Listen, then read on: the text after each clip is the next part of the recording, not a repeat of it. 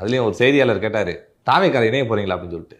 நான் என்ன செங்கோட்டைனா தாவேக்கால கூட்டணி வைக்க போறேன்னு வேணா சொல்லு, இணையர் என்ன அர்த்தம்ன்றாரு. விஜய் தாவேக்க தலைமையில் வலுவான கூட்டணி தமிழ்நாட்டில் அமையும்னு சொன்னாரா?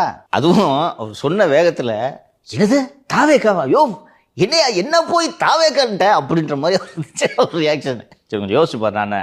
நான் திருப்பி சொல்றது போல இஸ் வெரி இன்டெலிஜென்ட். அவர் போய் தலைவர் இளந்தலைவர் விஜய் வாழ்கன்னு சொல்ற அளவுக்கு மானம் கெட்டு போயிட்டாரு. நீங்க ஒரு கட்சி தலைவர் அவரு, கூட்டணின்றது கூட வேற.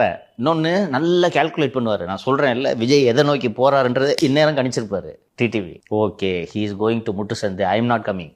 அந்த அளவுக்கு இன்டெலிஜென்ட் அவர், ஷார்ப்பு. இன்னொன்று அவரே சொல்றது மாதிரி 80களிலிருந்து தேர்தலை தான் பார்த்துக்கிட்டு இருக்காங்க. அதுக்கு முன்னாடி தான் வந்து சமாதானப்படுத்திட்டாரே திரு அண்ணாமலை. அதுக்கு தான் நான் தான் சொல்றேன், மாறுதா? நான் சொன்னேன்னா தேமுதிக, பிஎம்கே பிஎம்கே ஆர், அப்புறம் புதிய தமிழகம், ஜான் பாண்டியன், டிடிவி, ஓபிஎஸ், ஈவன் வைத்திலிங்கம். இந்த கூட்டணிக்கு தலைமை பிரச்சாரகராக ஸ்மால் மம்மி வருவார். அவர் போட்டியிட போவதில்லை.